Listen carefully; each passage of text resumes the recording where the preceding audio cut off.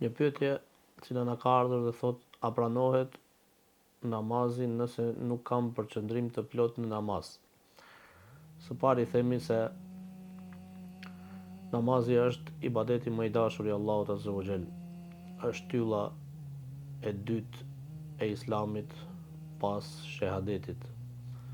Dhe njeriu duhet t'i kushtojë rëndësi të veçantë këtij ibadeti madhështor.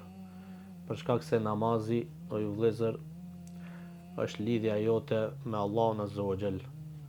Namazi është mi'raji i besimtarit.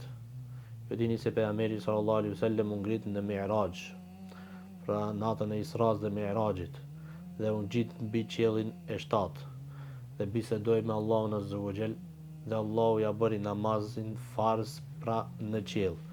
Nëse dojmë lidhja jonë të jetë me Allahun Azza wa Jall, të kemi lidhje të mirë, komunikim të mirë, atëherë duhet që namazin ta kryje me përpikshmëri. Mirë po, derisa ka ardhur prej shenjave të kiametit, se ka thonë pejgamberi sallallahu alaihi wasallam se prej shenjave të kiametit është që tek njerëzit do të largohet prej tyre përqendrimi nga namazi, pra do të përqendrohen. Do të hysh në xhami, do t'i gjesh xhamiat plot, mirë po ata të përqendruarit në namaz, të cilët janë të përpikët në namazin e tyre, nuk gjen ndoshta thuajse prej te imami, nuk gjen asnjërin të përqendruar në namaz. Dhe kjo është një rrezikshmëri, për shkak se ne e kemi marr ibadetin e namazit vetëm formë. O ju vëllezër, Allahu Azza wa Jall nuk ka nevojë për formë. Allahu Azza wa Jall nuk ka nevojë për sasi, por Allahu Azza wa Jall ka nevojë për kejfije, pra si e fal namazin tënd. A e fal ashtu si ka thonë Allahu Azza wa Jall, apo e fal ashtu si nuk don Allahu Azza wa Jall.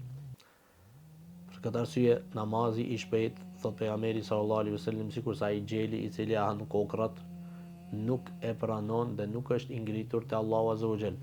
Pejgamberi sallallahu alaihi wasallam, të gjithë e dini hadithin e atij njeriu i cili hyri në xhami, i fali 2 recat, pastaj shkoi te pejgamberi sallallahu alaihi wasallam, i dha selam, e pejgamberi thash ko falu, përsëritë namazin nga se nuk e falu. Ky ishte fal në formë, praktikën e kish bor, mirë po faljen e saktë, të cilën Allahu Azza wa Jall don prej këtij robi, ky nuk e kishte vepruar. Pra si të përqendrohem në namaz? Ti të përqendrohesh në namaz, para se me hyjë në namaz, ta kujtojsh madhështinë e Allahut Azza wa Jall. Para kujt je duke dalur? A dini ju vëllezër se transmetohet prej disa prej tabiinëve, i cili kur merrte abdes zverdhej. Kur merrte abdes zverdhej, i humbte ngjyra e fytyrës dhe e pyetën dhe thanë, pse kështu, pse vepron kështu? Tha, po ju e dini se para cilit kam me dal unë?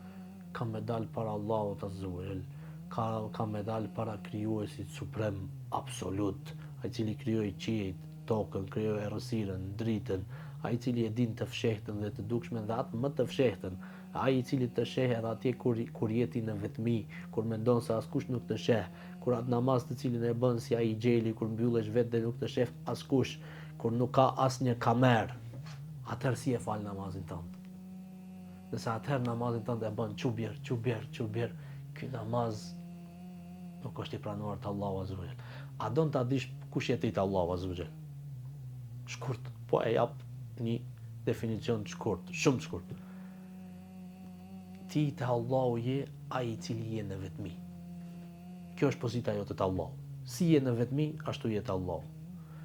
E tash çdo kush prej nesh ne t'ja parashtron pyetje vetësve, si jam në vetmi, si e bëj namazin kur jam në vetmi, sa i respektoj urdhrat dhe dispozitat e Allahut kur jam në vetmi, apo i shkel, i harroj fare, apo shkel e shko, apo nuk e fal hiç, runa Zot ju përngjan munafikëve.